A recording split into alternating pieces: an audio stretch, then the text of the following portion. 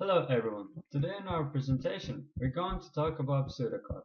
We're going to give a brief explanation on what pseudocode is, what is it used for, give some examples, and show some advantages and disadvantages of using pseudocode.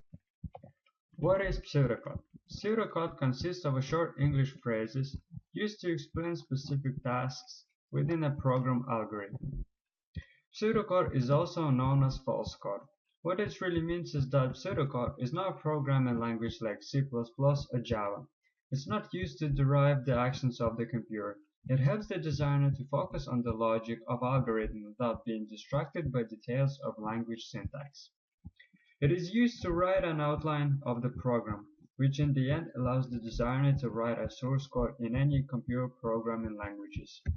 Pseudocode is a way of thinking process. It focuses on solving the problem before writing a program, on any programming language.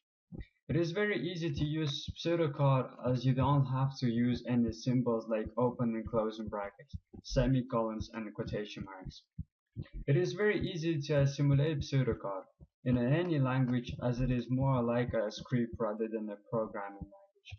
It is very useful in businesses environment when different people with different knowledge have to work together.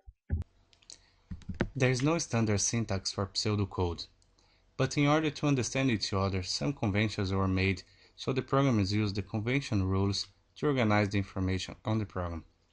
Usually there is two steps to be followed. First step, use small parts of the program to show the action on that part of the structure.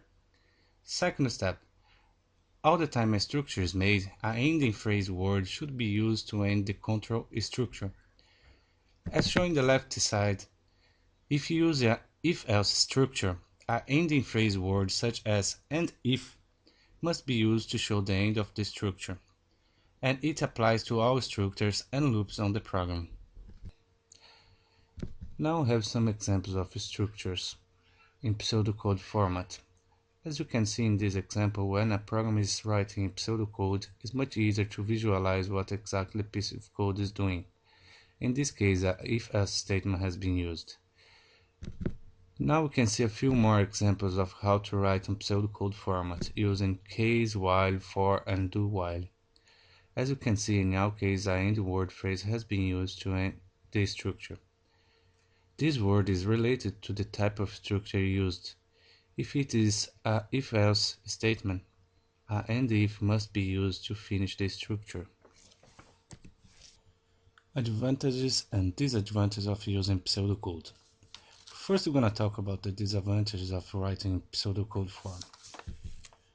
First, pseudocode is a very easy way to write a program, but it is not visual. It means you can see anything like diagram or graphs. Second, because there is no standard form of writing a pseudocode program, it can cause some trouble, and from company to company, a piece of code can be very different.